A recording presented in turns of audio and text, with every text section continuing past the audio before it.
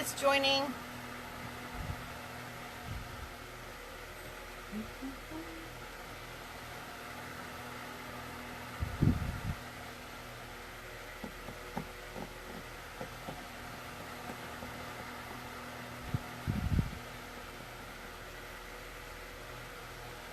I'm just sharing this video.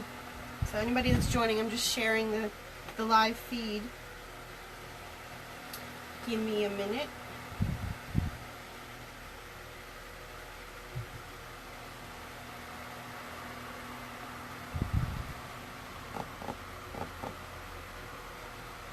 Hi everybody. I'll get started in just a second. I'm just sharing the live video. Feel free to share away. I think that's how we got a lot of our joiners last time.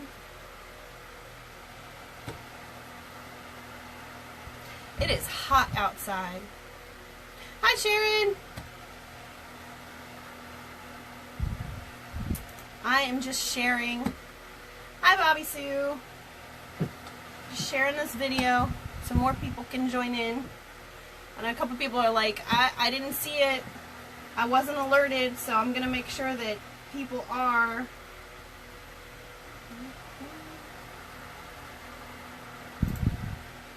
How is everybody tonight? It is really hot. I have my fan on in here.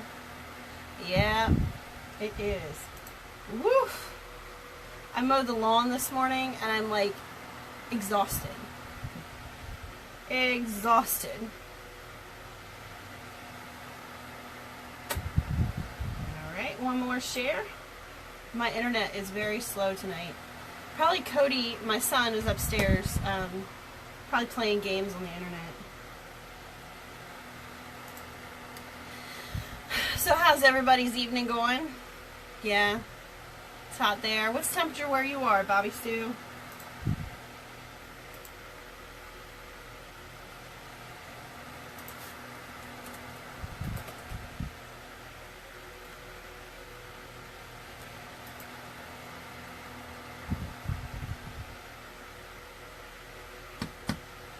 Almost done. All right.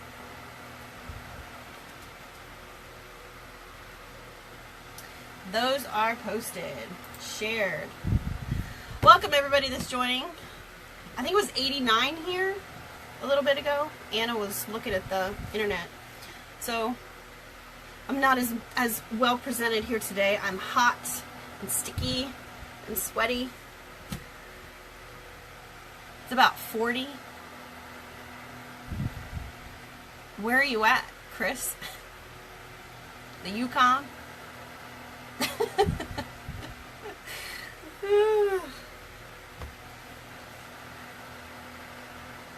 Yeah, I have my fan going, so if things start to float past the screen, it's because I have papers here and I have this fan oscillating back and forth. So tonight, I kind of wanted to focus on types of hauntings, and obviously, like our last live, it kind of went to different subjects, so, and I'm okay with that, especially if you guys have questions that, you know, you want to ask and have be answered.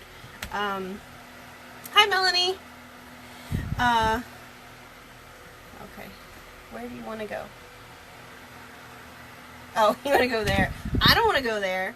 I mean, this is too hot, but seriously, I don't want 40 degrees right now. I'm ready for summer. We actually had a question come across the other day when I had asked people what kind of topics they really wanted me to focus on. Obviously, since I'm just getting this started, the topics are wide open. But the topic that I'm going to stick to is, the types of hauntings or types of spirits. The question that was asked by Taylor, what are your thoughts collectively on stone theory? I'm guessing he means like stone tape theory. Have you experienced anything to demonstrate the validity of it? My team has not, but I am curious of your experiences.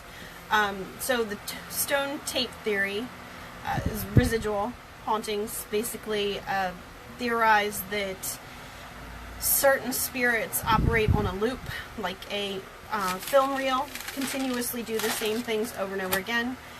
They're not conscious of us. They cannot communicate with us. I personally don't like putting everything in a box like that. I mean, I think it's great that we have these different types and theories to work off of.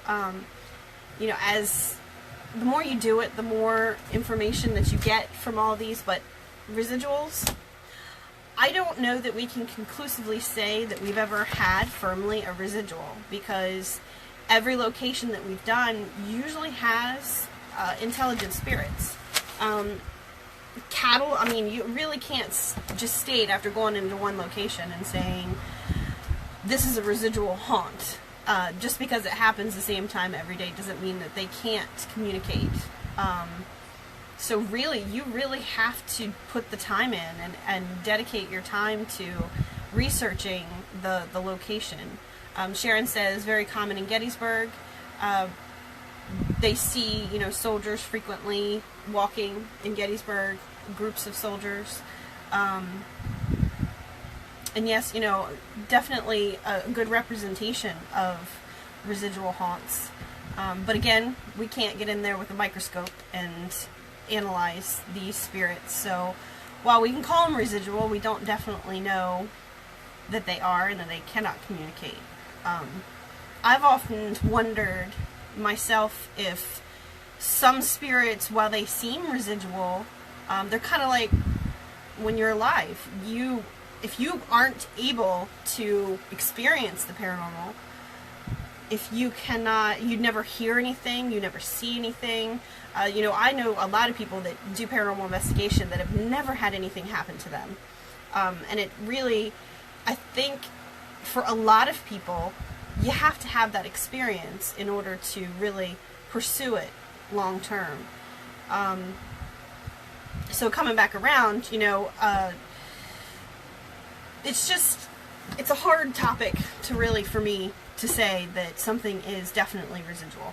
I feel like it's something that people really have to do a lot of research on to definitely say that it is stone tape theory.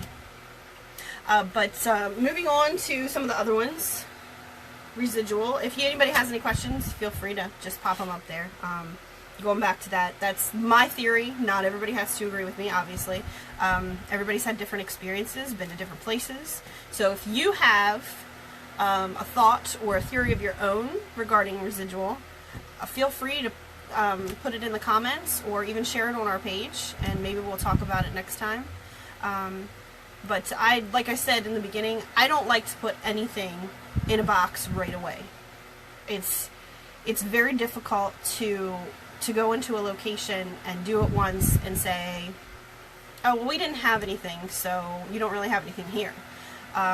Or have an experience, maybe you don't have any communication. Oh, well, let's just throw it out there, it's residual. We don't know that, and it's really not a good practice to just throw out, you know, types of hauntings when you actually haven't done your homework with the location.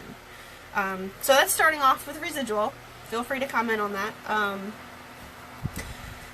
I'm going to leave intelligent for last because that's obviously most people's favorite, and it's the one that we can get the most answers out of. I'm going to go on to like spirit attachments. Some spirits are not attached to their locations. They are almost like nomads. They can travel. And I guess if you have a particular energy that the spirit likes, it could latch on to you. And it doesn't necessarily have to be your energy. It could be that they find you vulnerable, and they are using your specific energy to gain power. This sounds very, you know, sci-fi movie, doesn't it? But I definitely feel that I think a lot of people don't understand that spirit attachment is a thing. I saw someone comment on one of our statuses, this has been months and months ago. We had shared something to do with protecting yourself and being careful to cut any cords with any connections that you make while you investigate. And someone made the comment that, I believe she said something like, funny, but this is just something that I do to have fun. Paranormal investigation is fun, ghost hunting is fun, but there are consequences. You can't just go out there and do these things and expect not to have repercussions. We've brought something home. My husband actually, this is years ago at the KOA, he asked, sorry for the outdoor noise, I have the windows open. But my husband Jeremy, who's the founder of our group, he had actually had a lot of communication with a young boy that we pegged around 12 years old. He liked to play games. He came home with us because Jeremy decided to ask him, do you want to go to Waffle House with us? Within about a month, we started having activity, and it was things like seeing a shadow figure at the end of the hallway, hearing bare footsteps up and down the hallway. Other people, not just us, saw him. He would move things. He liked to touch my hair. He constantly opened our basement door. So, you know, these things can happen. And making light of what we do and what could possibly happen is not a good thing. This is actually a serious subject. I don't recommend going into that a little bit further. If a client comes to me and says, what do? I feel like, you know, I have something in my house. I really sometimes don't want to right away say, well, ask him what it wants, or, you know, communicate. If you communicate, you are creating a cord between you and whatever's in your house. And if they know that you can communicate and you have created that, it could go bad. I mean, it could be a good thing, but it could also be a bad thing. And if you're living there all the time, I don't recommend that. Bobby Sue, no, he was not mean. He was actually wonderful. I wish he had come with us. We invited him to come with us. He only appeared around October to maybe like January or February, so he was only there during the winter months. And he just, honestly, he was a spirit that I didn't mind being there. We tried to communicate a couple times. The kids, you know, had actually gotten out flashlights to try to communicate, and they were successful. So, I don't know. I just really feel like people make light of a lot of this stuff, and it's not good. Now, he wasn't really an attachment per se, but he did follow us home. He was a little bit of a hitchhiker. So, you know, I think a lot of people need to be aware of that. And anybody have any experiences like that, or have any questions or comments, feel free to put them in the comment section. Sorry about that. Exactly, Jeffrey. You know, I think the fun, there's the line there. There's definitely a line there. You really have to pay attention to the seriousness of it. And, you know, getting on to a couple of the other things, some people are either not serious enough or they're way too serious. So that brings me into the next topic of tulpas and thought forms. Hi, Chad. Tulpas and thought forms are basically mental manifestations that are created by human beings. And we've noticed that a lot of times if it's a client contacting us, it's something from stress or emotions. And, you know, we have to rule this out also as a thing. If we go into somebody's house and they're having this stuff happen, you know, asking questions like, do you have a lot of stress in the home? Well, it could be two things. It could be their stress, that they've created this being, you know, unresolved emotion, or it could be that their energy is so erratic that they're causing any spirits that may be in the home that aren't normally active to reactivate. So, you know, taking it from a spirit attachment to something that's created by a human being. It's something that we're really focusing on lately because there have been locations that we've been to that had absolutely no negative spirits there. Never. And we had like a whole year's time frame between us investigating, and there were other people that were investigating in the meantime, that year-long distance that we hadn't been there. We get back into the location, and it's completely different. The spirits that we had communicated with were gone. And in their place were negative entities that didn't really have any type of...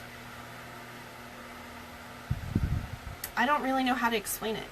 It wasn't something that we were able to connect with, really. They were just these things, dark masses of anger, or just nasty things. I don't really know that they can officially become like an actual person, and that's one of our experiments.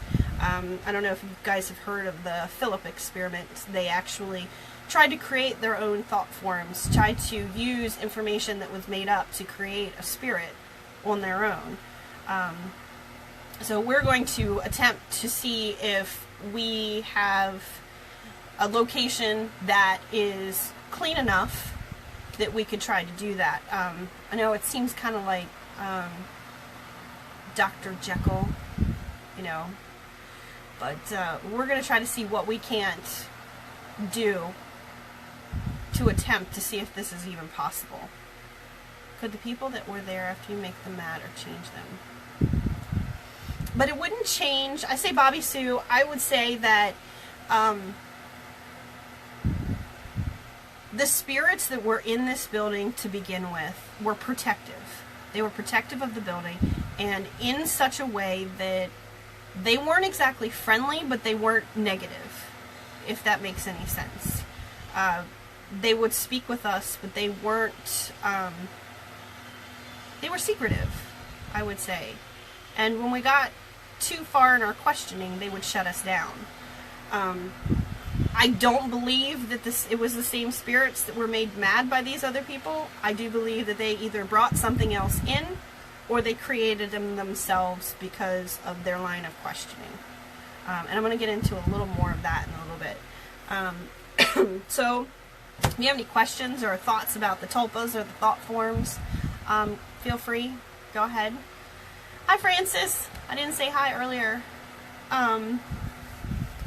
Moving on into demonic and demonic possession. One of my disclaimers when I talk to anybody about the paranormal is that demonic cases are rare. Very rare. I've done this for 10 years. I've had lots of people contact me, and chances are, if you think it's demonic, it's probably just a really nasty dead person in your house, honestly. Some of the spirits just are not friendly. They can make you sick to your stomach. They can give you a headache. And it's all energy. These things... exactly, Rose. They made sure that we knew that it was their turf. It was their building, not ours. So, like I said, disclaimer with the demonic. They're very rare. I've never experienced one. I know a couple people who have... are founders, and they've dealt with demonic cases. One of the things that I've seen lately is these groups that go into houses, first time they're in there, have not really done any type of legwork, and they're immediately telling a client, you have a demon in your house, so we need to do an exorcism. I don't understand that. Oh, thank you, Catherine. Well, welcome. I would say that any group that goes out there and firmly states that there's a demonic case or a demon or a demonic possession right away is not somebody that you really want to have in your house. Transferring back to a little bit, if someone goes into your home and starts pinpointing, this is demonic, there's a demon in here, there's this, there's that. My question to you is, if you put enough thought and enough stress on the fact that this is what's in the home, will it end up being the case? Is it like law of attraction? Can you create that energy? can you bring it there? We really have to to be very careful about how we approach paranormal investigation, how we ask questions. It's kind of like with the Ouija board. If you know what you're doing, you're not going to do anything that could possibly bring something into a home that shouldn't be there. And if my line of questioning goes crazy, it is really hot in here, just so you know. Yes, Chris, buildings have been investigated numerous times, and another team goes in and claims demons everywhere. And that's, in most cases, not the truth. One of the things that I don't really talk about this much, because I feel like there are certain topics in the paranormal that if you talk about it, people's beliefs are so firm and they are so passionate about them that it's hard to kind of get them to change their perception. To me, I don't necessarily believe in demons. I believe that it's probably more of a human manifestation, and it's not to say that they aren't bad, because I'm sure that they are. The things that I've heard other people talk about, I would not want to be dealing with that. And it's almost like a placebo effect for someone to go into someone's home. They're claiming that there's demonic activity, possibly demonic possession. And most cases that I've seen, these people are very religious.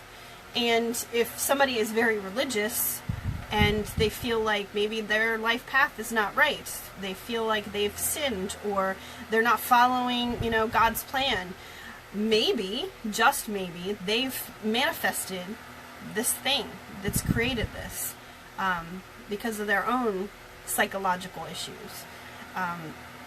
We really have... Can you see me right now, everybody? I've been saying I'm not staying in focus very well.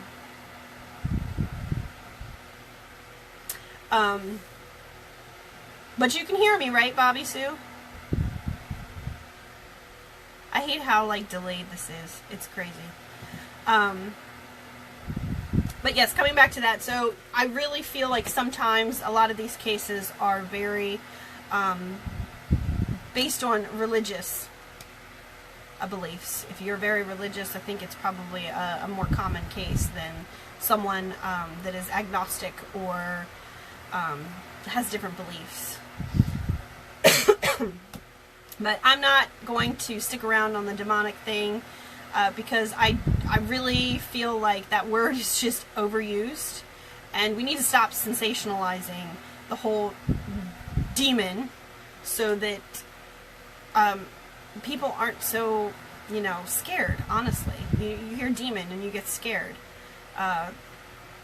But let's move on to angels. I know we're kind of getting the fairy and dragons kind of territory, but I do believe in angels. I have had experiences, the same building I was talking about earlier, 2 other investigators were with me in an upstairs room, and we had seen a... Okay, Jeffrey.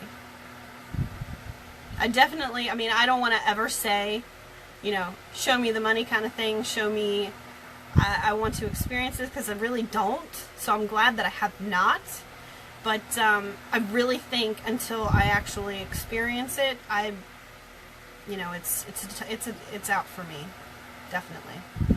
Hi Chuck, hi April, I think other people, hi Sarah. So angels, I have had an experience where a spirit has claimed to be an angel. Whether this is true, I don't know, because they can tell you all sorts of things. But the actual experience to us was definitely experience that other people have had, and they liken it to an angel. We were in a room in the upstairs of this building I was just talking about a little bit ago, and we saw this shimmering in the corner of the room up towards the ceiling. It was white, and it was almost like glitter had fallen through the air and had caught light. And we saw this for several seconds, and, we both turned to each other and said, "Did you see that?" Upon asking questions, I think we were using a spirit box that night, asking questions, we got a young girl. I would say she was probably a teenager. She claimed her name was Alice and that she was an angel. You can take that with a grain of salt. I don't know. It was just, to me, there was a ring of truth to it, to me. So I'm going to move on from angels. If anybody has any experiences with any of these, go ahead and put, stuff down, and then I can get to answering any of your questions, or, discussing what you have to ask or say. Elementals. Elementals are thought to be spirits of, the 4 elements: earth, air, fire, water. In a lot of cases that I've heard, elementals are oftentimes in the shape of animals or creatures that are, indicative of those particular elements. Earth spirits are a lot of times seen as little short, like shadow figures, like little leprechaun men. Air, I believe they said a lot of times were winged. Water, they said, each of these, when they're present, a lot of times they say that they can push somebody to do something. Like fire, they can push somebody to set fires. This is all our metaphysical stance on this, basically, because if you really look at it into, a medical terms, they would probably just say you have some sort of psychological or mental illness. But I think in between what they have to say and what we have to say is probably some truth in the middle. Everybody has to be right. I do have experience with elementals, and if you want to ask any questions about those, you're free to ask. Yes, JC, they can sometimes appear before disaster is to hit. I will say, one of the elementals that has had a lot of impact on our group, Trans-Allegheny Lunatic Asylum, my husband and Copperhead, that was a guide there, were the two that had first seen things that they call creepers. They are dark masses that almost look human-like, but they seem to crawl up the wall. They can crawl across ceilings, but they've never been threatening. They never come after you. They never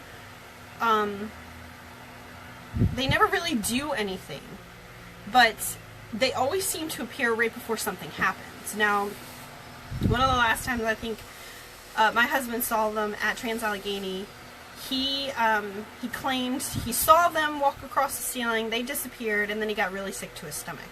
Now, in most cases, people would say, well, then that was what was causing it. It, in fact, it could not have been. He experienced these things many, many times and never had a similar reaction to them. Copperhead has seen him a lot more than my husband has, because obviously he worked at Trans-Allegheny.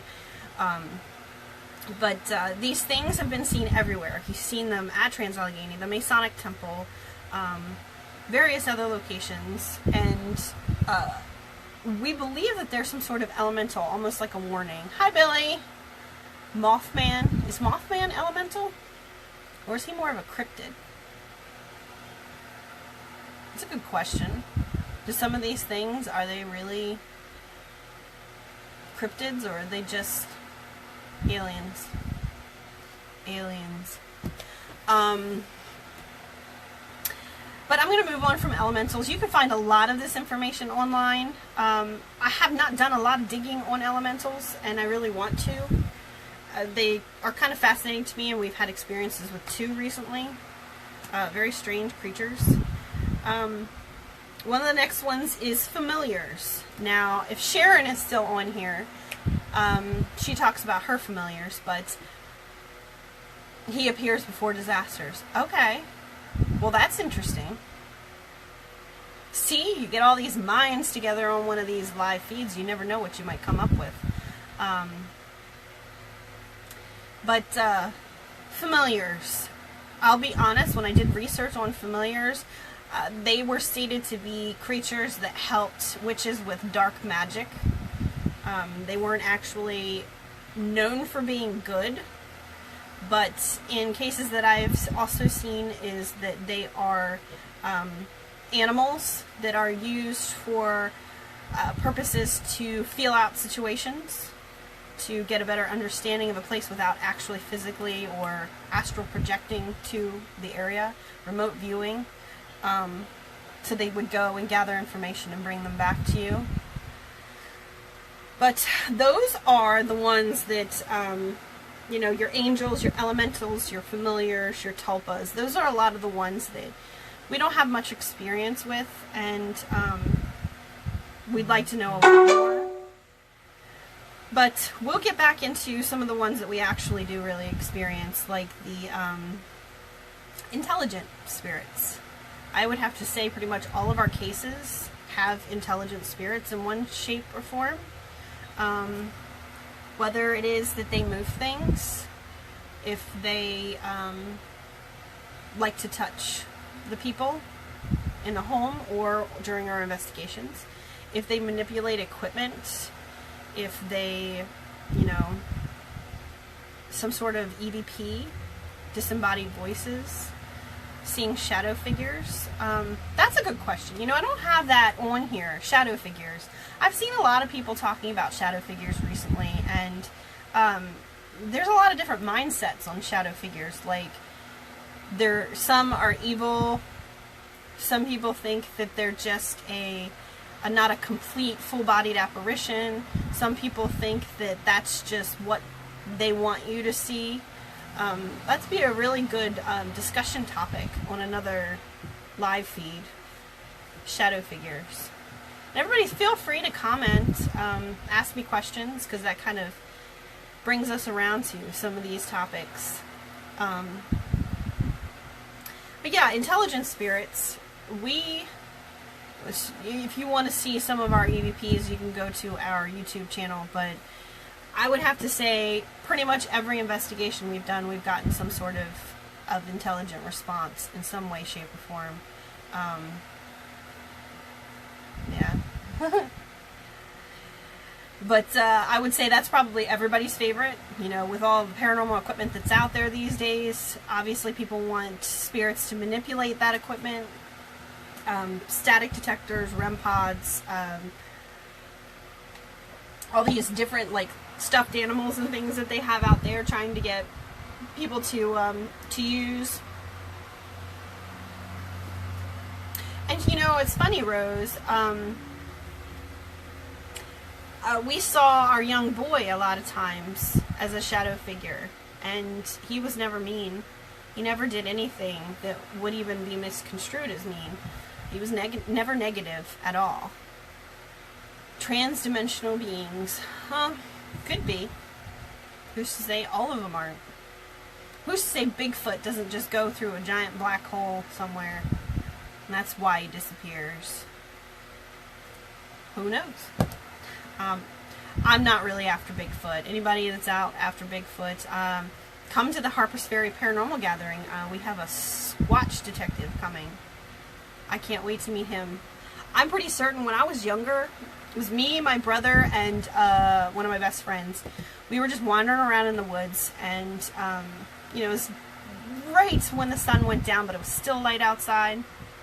And we're confused because the brush is tall and the trees, and we all of a sudden were like, okay, we can hear something walking around. We're leaving, we're going home. Well, my brother decided, aliens, my brother decided he would leave us alone, 2 girls by themselves in the woods. Not very nice, but we turned around and we saw this really tall figure, big thing. I don't even know what it was. It almost stopped like it saw us, and then it ran off in the opposite direction. I've always, even to this day, I say it had to have been Bigfoot. What was it doing out there in the woods with us? And I don't know, not everybody knows where I grew up. I grew up at the base of South Mountain, out towards, was it Fox Gap? I don't know if everybody knows where that's at. very near the South Mountain Inn, and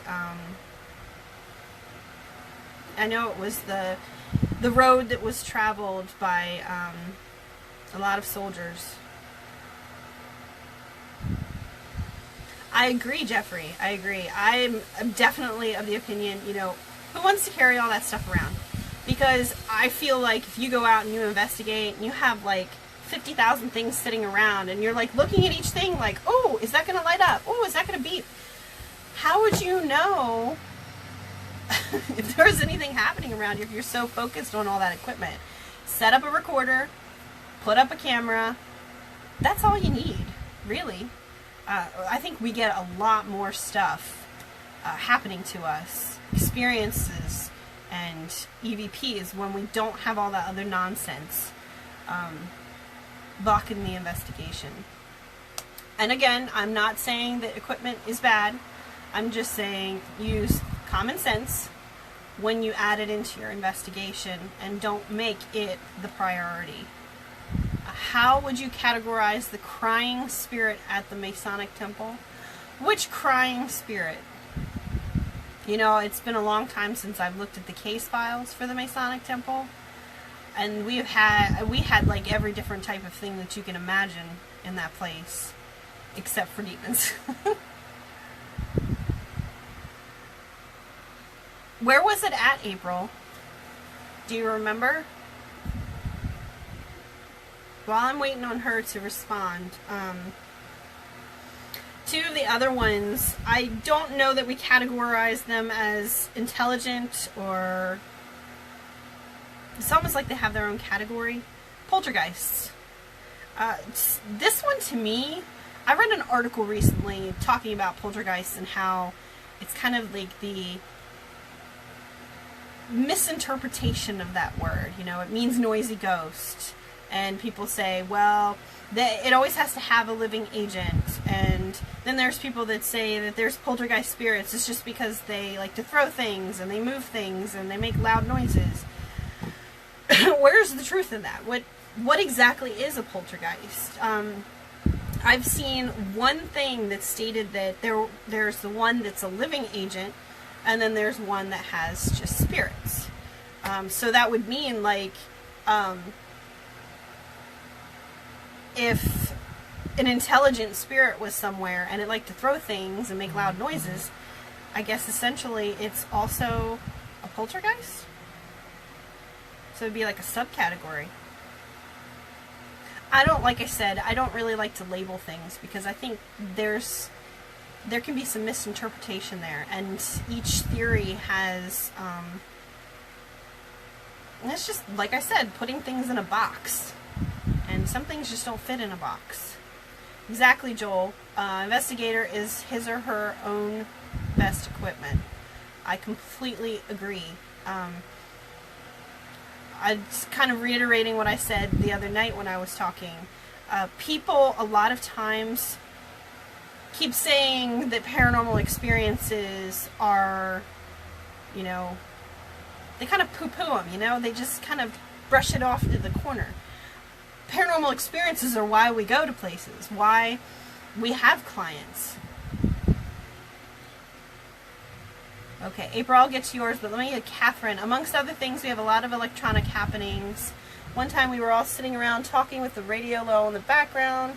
The radio was then turned up full blast. We all jumped, and I swear I could even feel the electricity. Is there a category for this?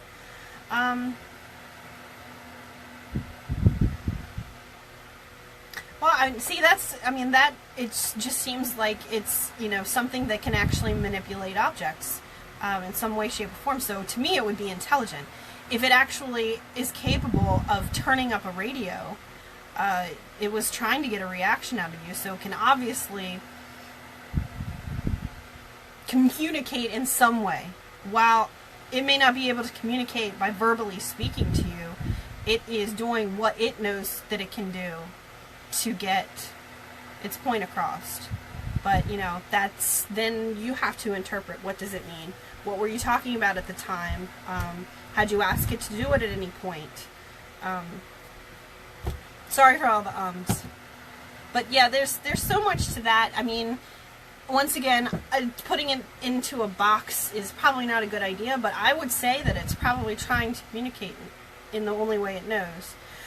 April had asked about the crying spirit at the Masonic Temple here in Hagerstown, and she was in the powder room. Sharon had given information on that, and I don't have the Masonic Temple file. I might be able to find it, but it might be something that I have to come back and answer. I don't have any of that out here. I have the mill and Oddfellows out here on my desk. You see all this paperwork. Those are just a couple investigations. So I'm not sure. I will have to look back, but I want to say Sharon had some sort of connection with her in the bathroom. But I want to say also that she didn't feel good in that bathroom. I'm not certain why, but I will go back and look at it, April, and I'll let you know. So, I've actually gone through all of the different types of hauntings and spirits. You're welcome to ask any questions. Here, let's see how much time's passed. Almost an hour. It's crazy. 41 minutes. Obviously, like I said, I can talk your ear off about all of this stuff.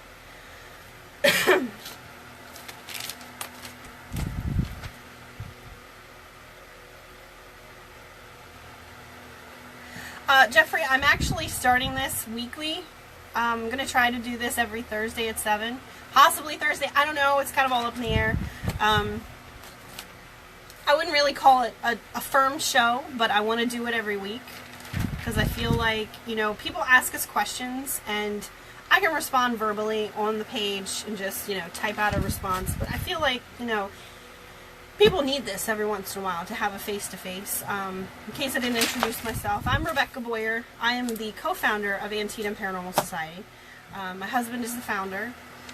This is our 10th year as a group, and we are still very active. We investigate once a week.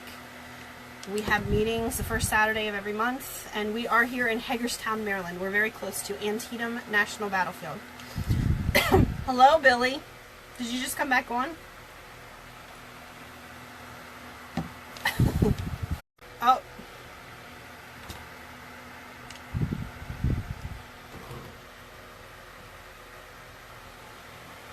Alright, sorry about that. Hopefully everybody can get back on. It went sideways.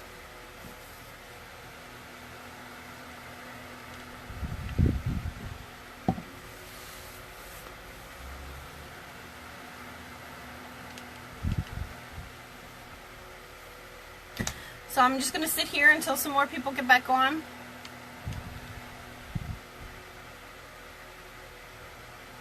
I lost my connection.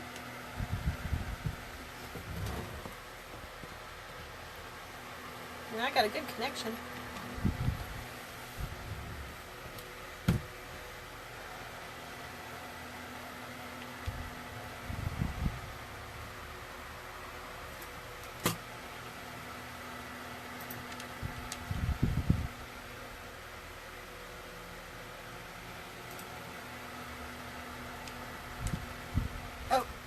Hi, Jeffrey. We do. I'm not in Blue Ridge Summit. We do use the Magnite from time to time. I don't like to use it on private residences because they are, to me, they want documented data. They don't want somebody's light turning on and off. So while I'm not using that as a rule anymore, I still do use it because I'll be honest. I'm hoping. Can everybody see me right now? Since it went off, I just want to make sure that everybody can see me. Oh, that just popped back up. Can everybody see me? Am I still here? I don't know what kind of delay this thing has, but Facebook needs to get their stuff together. Billy is? Okay, yes, I do know, and I will say that flashlights, among everything else that we use, have false positives. And I've actually experienced a flashlight session that I really cannot explain, except to say that it does work. So I reserve that kind of, like, you know, that's our stance on it. And I know a lot of people don't agree with it, but it's not something I'm willing to throw out completely. Like, there's some people that still use the K2 meter. I use it from time to time, but so many things affect the K2 meter that it's really not a good piece of equipment. And, you know, it's just kind of half a dozen of one and whatever. But yes, we still do use it from time to time. But I guess, you know, if I elaborate a little bit on where I experienced the flashlight session, everybody knows we've been to Trans-Allegheny, I don't know how many times. We did a lot of private investigations there. We did a lot of public events. We were volunteers. It's one of my favorite places. Most of my experiences have happened there. We were told by one of the guides to take our mag lights up to Ward T, which is on the 4th floor, and they advised that we take a bunch of different colors. So we went up, and I think we had like 8 flashlights down the hallway. We had purple and blue and silver and camouflage and black, and you name it, we had a flashlight in that color. And we lined them down the hall, and each one pointed in opposite directions. So, you know, the first one pointed to the right, and the next one pointed to the left. So we had them all lined up down, and their hallways are long. But we set them up. No color was next to each other. We made sure that they were, you know, if there were 2 black ones, that they were in a different position. We were told to ask the spirits in that area to turn them on based on color. And we'd go through, you know, turn the red, turn the purple, turn the blue. And every single time for an hour and a half, we were able to get them to turn on in that way. Now, yeah, unfortunately, we didn't have a camera up there. We didn't have a DVR camera up there. We didn't have anything that actually recorded this, but we had like 5 investigators up there watching it. So a lot of people that I absolutely trust, to be honest about this, saw this occur. And like I said, for an hour and a half, we had spirits turning them on and turning them off in a specific color order. I really can't throw that out. To me, that is an experiment that worked, and we were even getting responses to say, hey, yeah, that's me doing this. So I can't throw it out completely. Yes, Rose, you find the equipment you're comfortable with to go with it. But with me, give me my recorder and my camera, and I'm good to go. Because JC broke my mag light. JC, if you're still on here, you know you broke my mag light. Anybody else have any questions? Comments? What are you doing in Woodsboro, Billy? Did you just get home from work?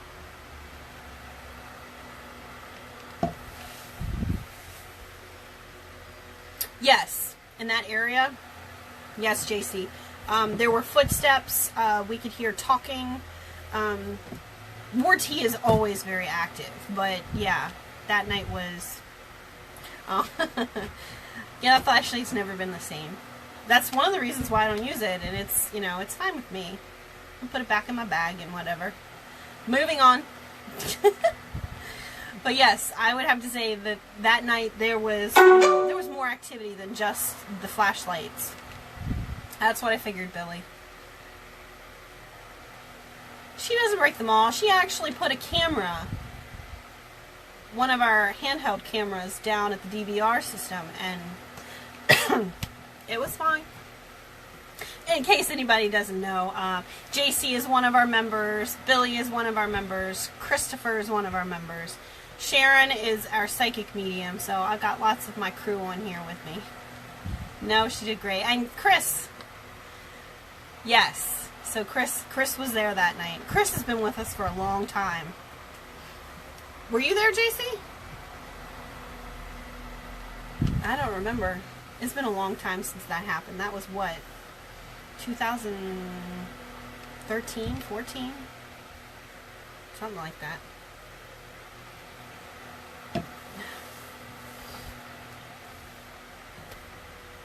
Oh, you know, talking about equipment, one of the topics that I've been waiting on people to start discussing is the SLS cam, or the spirit mapping cams. How does everybody feel about those? I've seen them a couple times. They're very interesting. I've seen some things that I really can't explain, but I would love to see opposing arguments for that.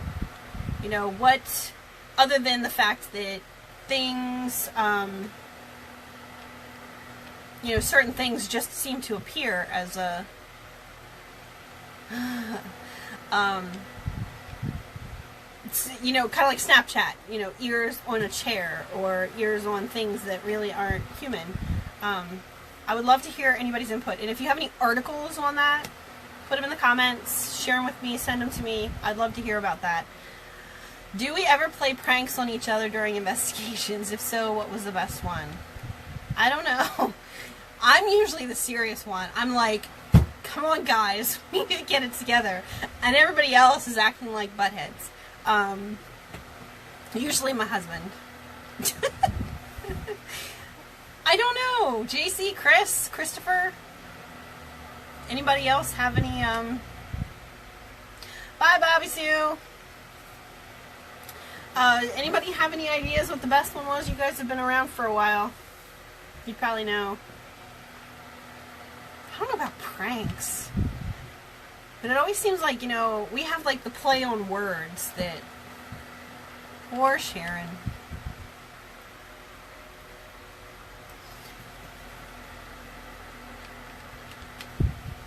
Anybody else have any questions? Joel, I'll have to get back to you on that one. Nobody's responding. Oh. Oh, yeah. And that's happened more than one time. First time we ever did a private at Trans-Allegheny was me and a bunch of girls. And of course, they're all scared. And they're like, you go first, you go first.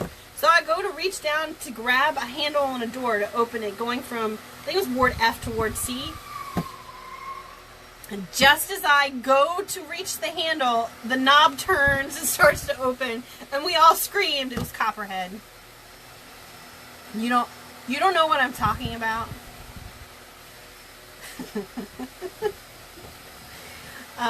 We've had lots of funny moments. When we were at the old Gateway restaurant in Hagerstown. See, it's always Jeremy. Gateway restaurant in Hagerstown. This wasn't a prank or anything, but we were downstairs in the basement, and we had a great session. All of a sudden, Jeremy says, "There's a bat down there." So of course we're like, "Oh, great!" It's flying back and forth right in the hallway that we need to get out, and we start walking out in the hallway, and this thing comes swooping through, and we all like duck and do like a holy crap stance, and it just about beamed us. And of course they're up at the DVR laughing their butts off at us because this bat is flying around like a lunatic. But most of these places you go to have bats. Trans-Allegheny had giant bats. West Virginia Penitentiary has bats. Yes, men, children.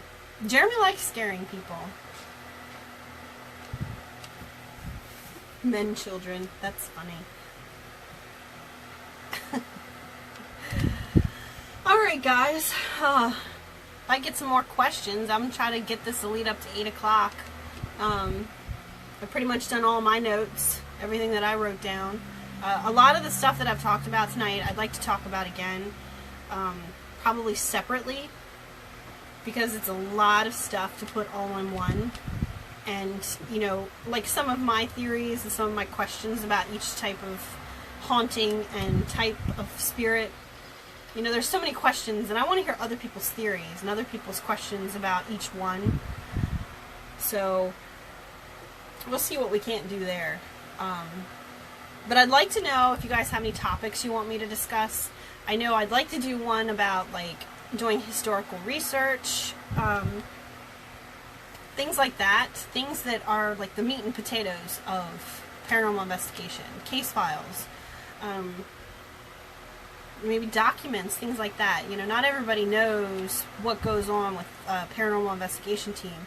Some people don't really do as much as we do, so it'd be nice to just show how much information is covered with us from a case start to a case finish. And there really is never a finish. If people have spirits, there's always going to be something, some sort of information that you can gather.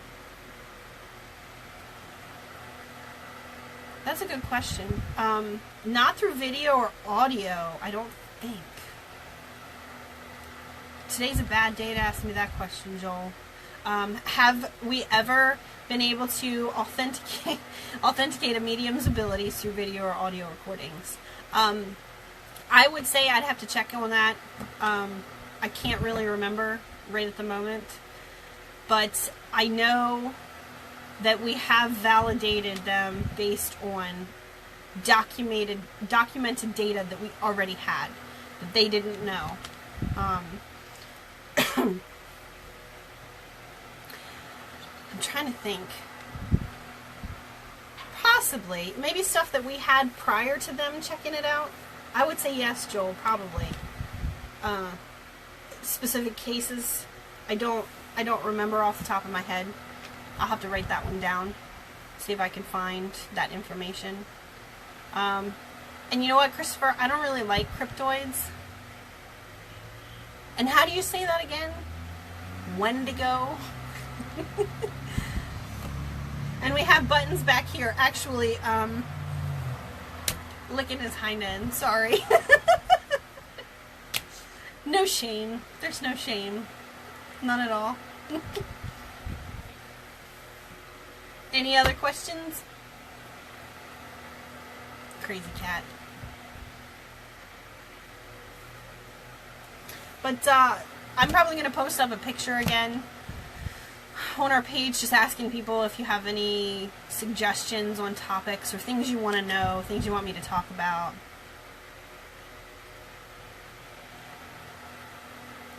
I know, Christopher.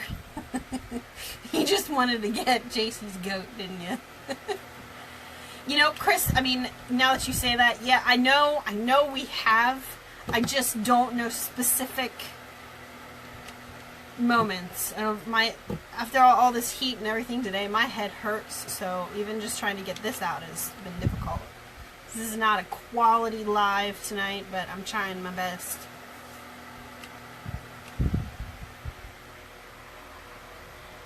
Now, I know when Sharon went into the Masonic Temple, she was pretty on point with pretty much everything that was in there. And you figure we had investigated that place for 7 years before she had gone in. And she sensed pretty much everything that we had documented that was still there. All right, 2 more minutes. I'm going to try to hold out until 8 o'clock.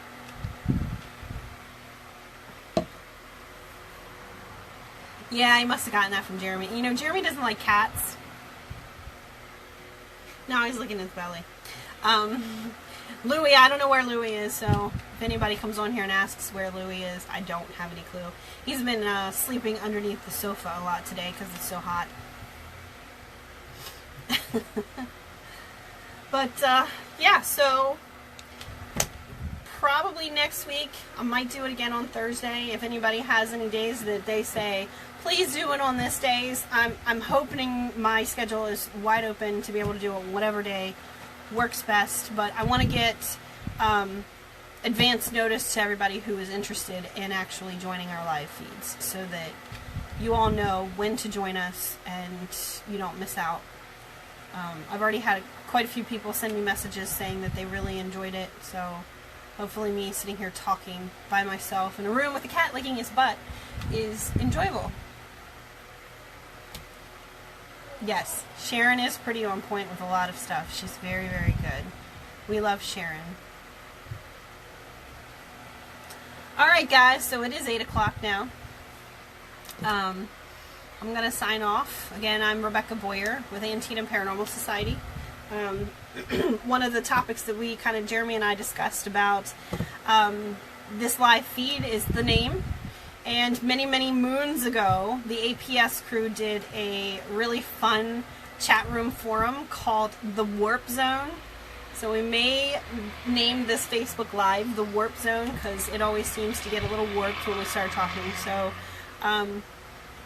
join me again next week, and hopefully it'll be on Thursday at 7. But if not, I will post it on the page. And again, if you have any comments, any questions, or anything that you want to share that's relevant to this particular feed, just put it in the comment section or send a message to Antietam Paranormal Society, and we'll try to respond. But we'll see you all later, and hopefully everybody cools down. Bye.